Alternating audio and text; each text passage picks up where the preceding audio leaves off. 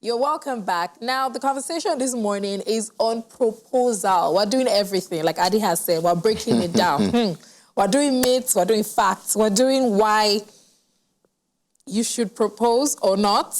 I mean, it's not by force. Yes. But we're also doing things that you should avoid and all that. So we're starting off the conversation with, about a while ago, Pete Edochie said something about kneeling down to propose and why it is not a thing, an African thing, and why it is just weird that a man should kneel down to propose. In fact, he called them, quote and unquote, fools. So any Nigerian man that actually kneels down to propose, get down on one knee, that's the popular thing. Bring out the velvet box and say, oh, will you marry me? Anybody that does that as a Nigerian man is a fool. Now, I read through the comments, I read through what he was saying. In fact, there was a video that came out, like it was a video.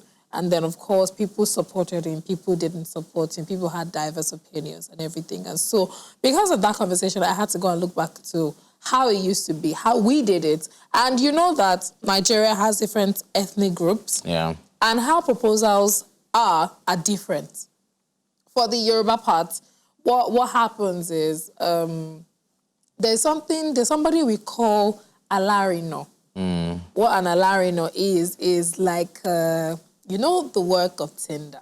Okay. Matchmaker. Yeah, a matchmaker. Okay. That's alarino. So alarino is the bridge between the man and the woman, or the man's family and the woman's family. That's the person that actually brings them together.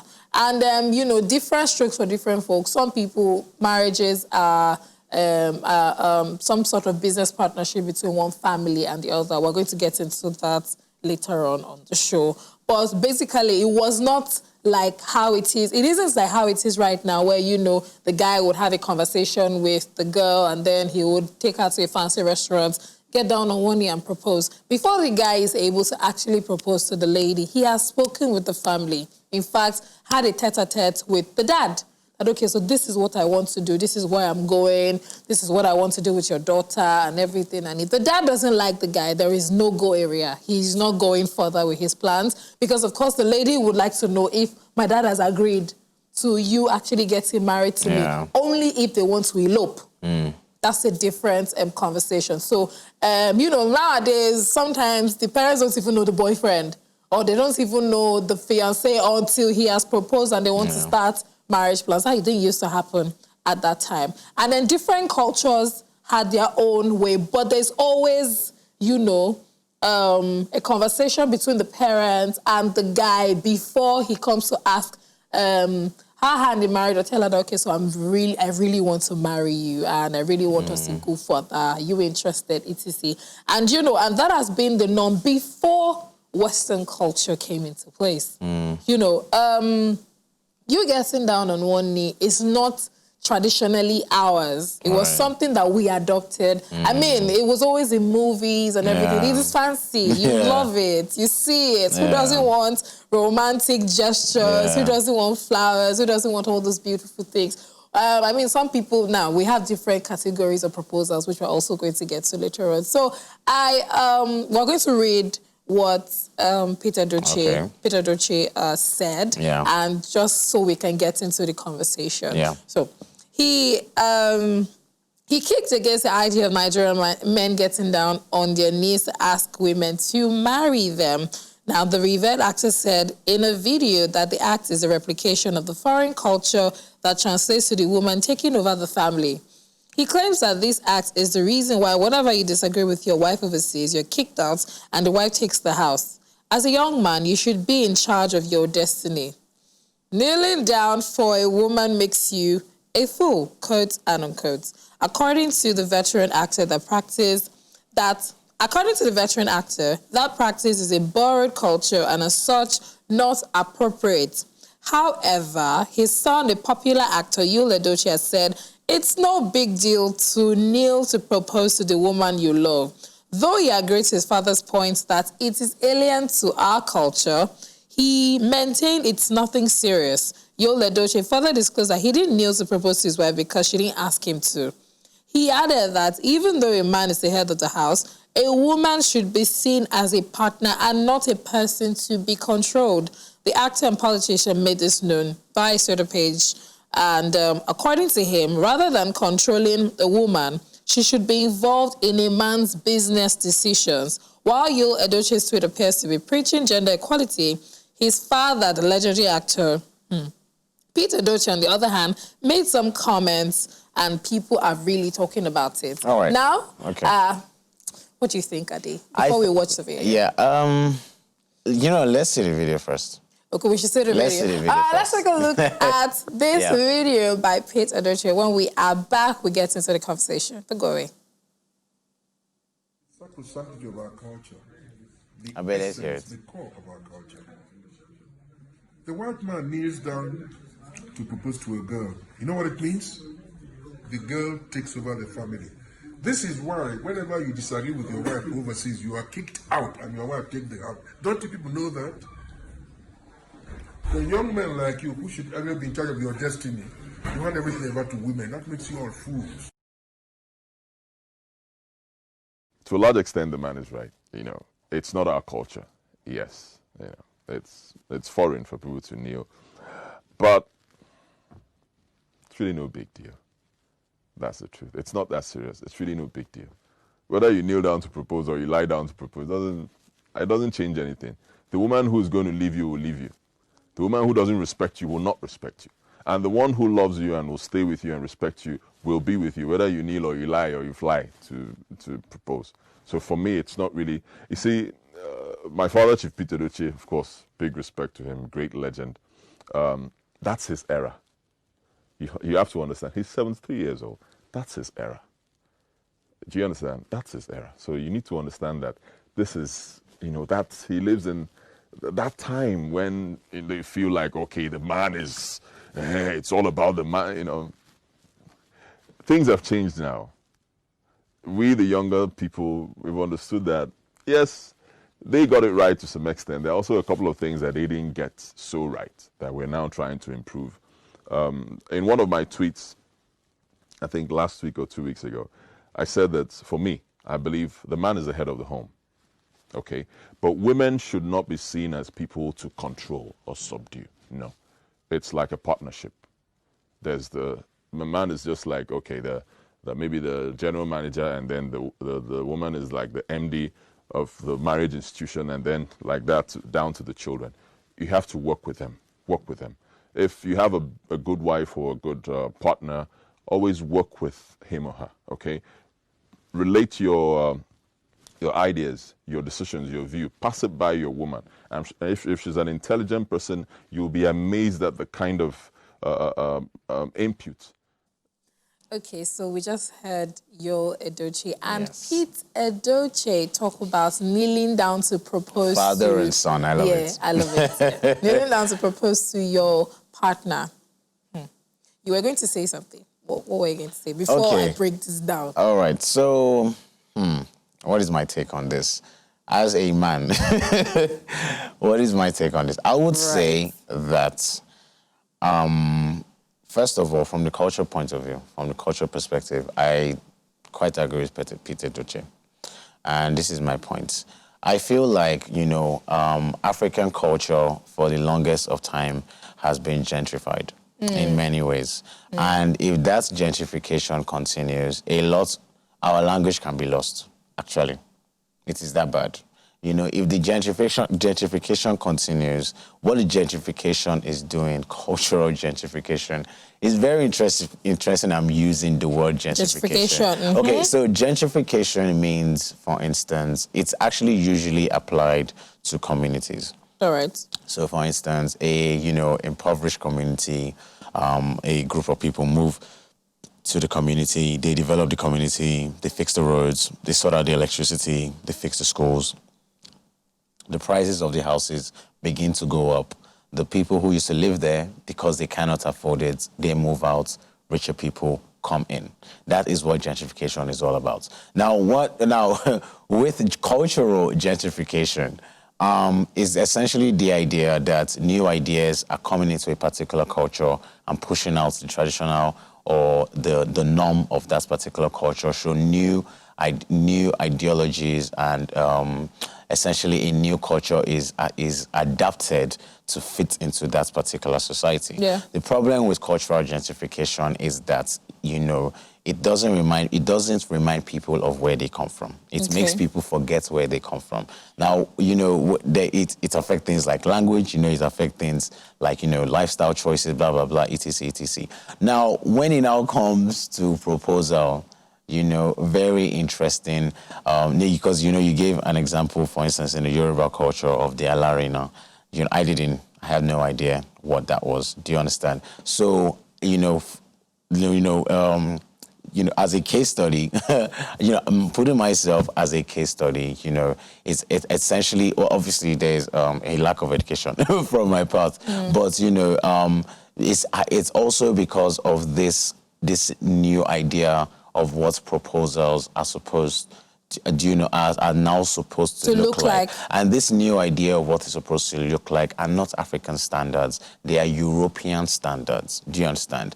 Now, the other side of that coin, which is the Edochie side of that coin, is that we are becoming a global community. We are becoming a global village. The world is a lot more smaller than it used to be, for instance, in Pete Edochie's time. So what that means is that, you know, we are essentially speaking the same language. We're forming a form of global culture. So there are peculiar things that are, you know, that are quite specific and peculiar to particular demographics. But then, you know, taking into consideration the global language of how particular things are done. Do you understand? For instance, like a proposal, you know, it's around the world. This practice is not strange. You know, even in countries like Brazil, you know, where they have a completely different culture. Countries, you know, in South America, etc., etc.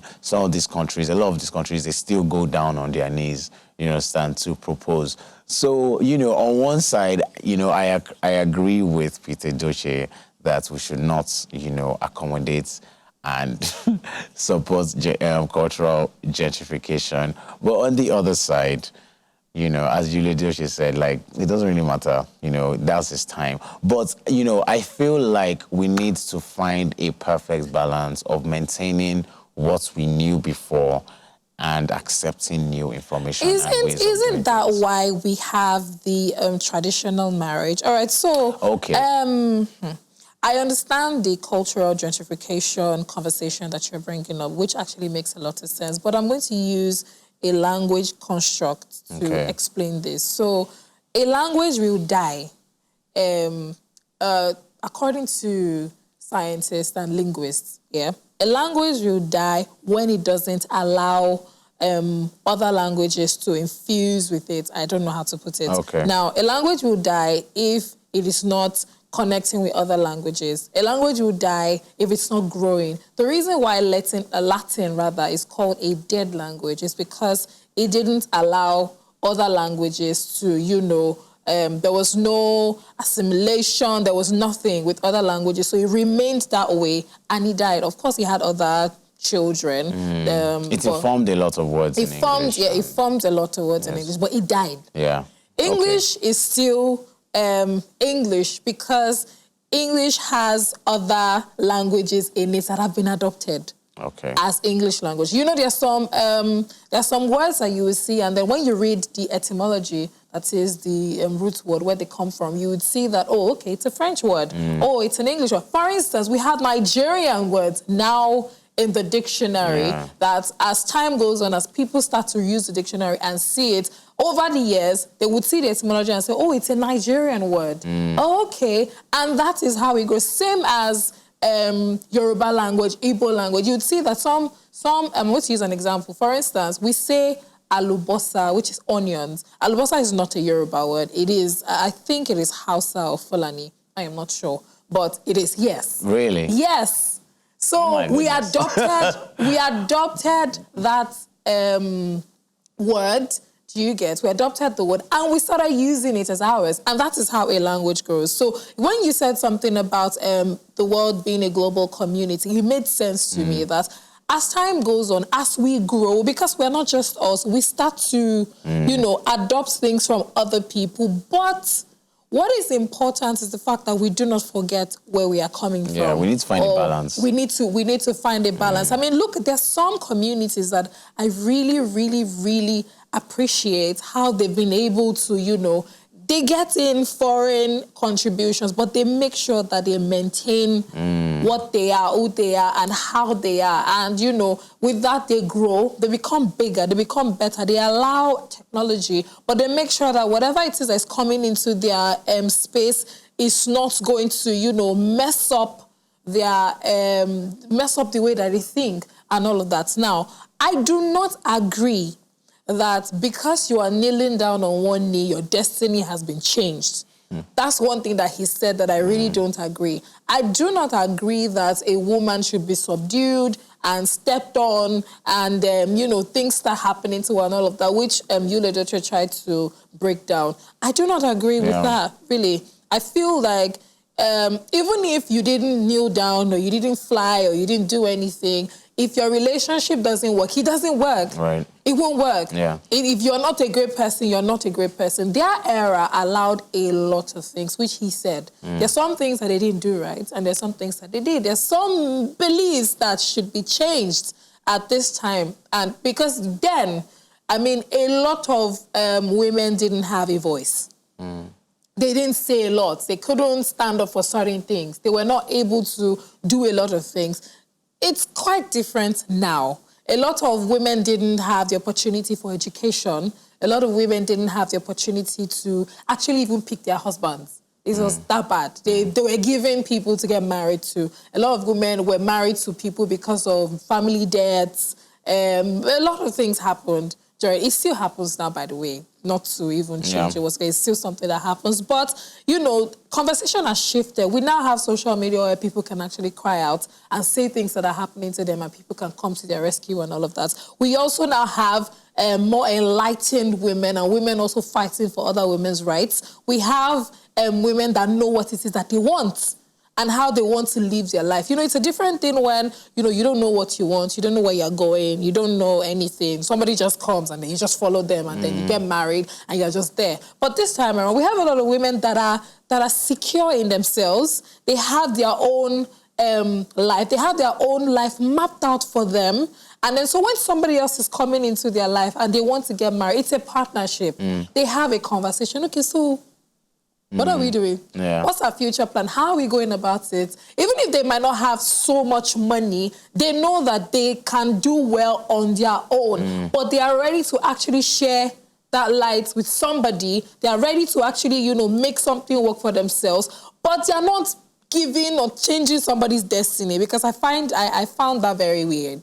That because you're kneeling down, you are changing somebody's destiny. I mean, okay, from the gender point of view, obviously, I think his statements are quite dangerous because, you know, it is still placing this inferiority thing on women. So from, you know, Peter Edochie, I think his statement from a gender point of view is quite dangerous, and I feel like we need to move past those things. But, you know, that's how, you know, I find, okay, so, okay, the traditional, from the traditional way of doing things back in the day, you know, would place women under men, would subdue women under men. But I still find it I don't entirely agree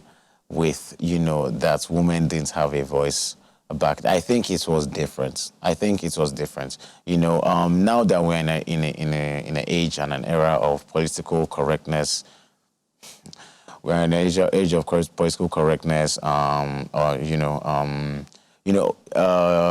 It's more even gender equality than gender equity, which I find also very interesting. You know, for instance, countries like England and America, especially America, you know, say that they are all for gender equality and feminism, but it is a highly misogynistic state. These are highly misogynistic countries, but somehow feminism came out from there. Okay, all right. So my point is really that, you know, the way feminism is practiced in this part of the world back in the day was completely different from the way feminism is practiced in America. And it seems to me that, you know, women, you know, in this part of the world, back in the day, a long time ago, actually ran and controlled the society that they lived in.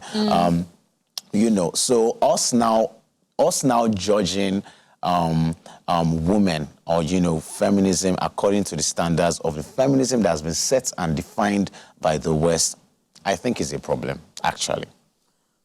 Actually. How do I put this? What it has to do with conversations surrounding feminism, especially in different worlds. I think that somehow people have been able to define it as they please and how they want to see it. I know that what it is for me is to be able to, you know, stand up for my rights, be able to speak up, be able to, you know, ask for opportunities that are available for everybody, shouldn't be shoved aside and should not be pulled down or pushed away. I don't have to, if I am working as hard as the other person, I should get the same, you know, opportunity as the other person. If I am, I should be treated as a human being, like the other person is treated like a human being. I should not be, you know, pushed away while the other person is being glorified. And in the home, growing up as a child, if I am asked to wash plates, I am hoping that the other person is also washing plates, not sitting on TV or watching TV and playing games and all of these things. If you are telling me to close my legs, I am hoping that you're telling this other person to close their legs too. Those are the kind of conversations that I am here for. If you are asking me to move, I am hoping that this other person is moving too. So, generally for this proposal... The other person who is a man. Who is a man. All right, let's clarify that. So, just to, you know, put this conversation in a box, I think that the culture of kneeling down to propose is alien to Africans. Or let me make it smaller, to Nigerians. But I don't think it's a big deal. It is a beautiful thing. There is nothing wrong with adopting something or seeing some. People have traveled. People travel wide. Yeah. Isn't that why you're traveling? Traveling is for exposure. Yeah. Isn't it? Yeah. But it should not, you know, push away the things that we know or we knew. Of course. We shouldn't. I am not for pushing away tradition and all that. I feel that we should also even be teaching them, you know, for instance, this Alari thing. I mean, people matchmake. It's just different from how we do it. Yeah. People do that. Families, I mean, I hear of royal families doing matchmaking and all of that. I hear of families. Okay, sorry. Okay, all right. So this thing about this cultural justification thing isn't just in the proposal. It even extends to, you know, the marriage. True. Or rather the wedding, how the weddings are formed, you know. Court wedding, this thing about, you know, a white dress and these are all European things. Do you understand? These are all European things. Yeah. You know, some people don't even have traditional weddings anymore. Really? Know? Yes, some people don't even have traditional weddings. They just have a wedding on the beach and you know, in their beautiful. Are you sure? Wives. As a typical Nigerian or African, or that don't? Is it that they're living abroad? The ratio is very minimal, you know. Okay. But it does not take away the fact that it still creates a conversation that, you know, and you know, if we know anything about minority to majority, whatever is majority can one at some point become in time be a minority. Well, let me ask you. Let me ask you something. But does it really matter? Does it really matter? Does it really matter if you got married traditionally? I think it matters to identity. If you married in the bush, if you're married in your hotel, like, does it matter? I think it matters when it comes to Pan-African identity. I think it matters because, you know, as I said, we are becoming a global village. Yes. But there are things that are, for instance, peculiar to Danish people in Denmark. There are things that are peculiar to Germans in Germany. There are things that are peculiar to Dutch people in Netherlands that they would not allow you to change. True. You understand? Yes. Like, okay, I remember, okay, I did a research on Christmas in the Netherlands, and, you know, the way they practice Christmas is they have a white Father Christmas, white Santa Claus, and, you know, instead of elves, the white Santa Claus has helpers, and these helpers, I kid you not, are black. So you have in Christmas season in Deutschland, you know, they have a lot of white people painting their faces black, you know, acting as the helpers. So that is actually a culture. It's actually a tradition, you know, in the Netherlands. Mm-hmm. It got so obviously from a racial point of view, that seems to be quite a racist practice, you know. And you know, in the course of the research, I did that research, you know, a particular year. The following year after, some journalists went to do a research and, you know, investigative reports on it. The whole of, you know, online community and whatnot, they did not like the idea of what they were doing in the Netherlands with the whole blackface culture and whatnot. And, you know, they had to start revisiting, actually making changes to that particular culture. But the point really now is that a lot of the locals did not understand the racist practice in that particular tradition, because you know, to them, they were not being racist, but they were doing a long tradition that has been in place. If Europeans would not budge to change their traditions, why are we budging?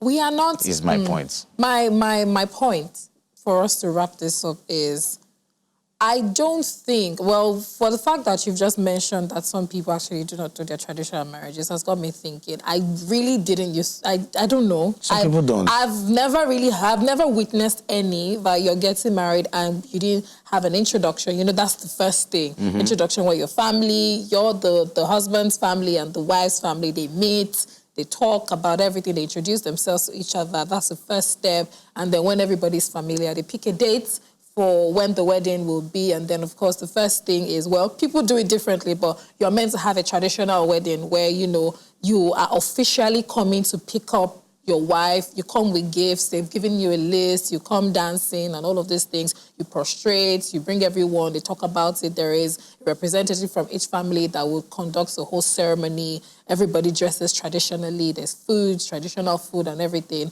That happens before you now do either church or nikah, or you go to the court, however it is that you want to, or just do blessings. Some people don't even bother doing all of these things, do blessings, or some people end it at traditional, but they have a legal backing for court and everything, and then they wrap it up. Generally, I just think that people should do what makes them happy, but preserve your culture.